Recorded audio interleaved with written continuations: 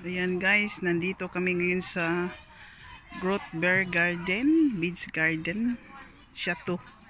Ayan, ano siya, merong pumpkin show. Ayan, puro yan lahat mga kalabasa guys. Ginawa nilang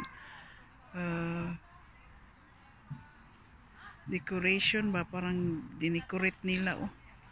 Iba't ibang klaseng kalabasa yan.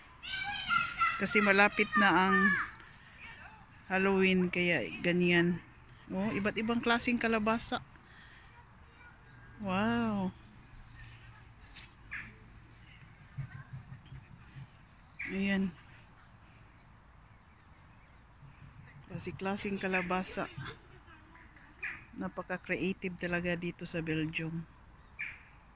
Pati bulaklak din noong July, August ginawa nilang carpet. Mga bulaklak. Ito naman mga pumpkin. Kasi malapit hanggang November ito guys, November.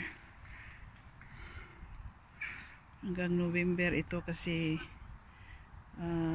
malapit na ang Halloween. Kaya ginawa nila ito.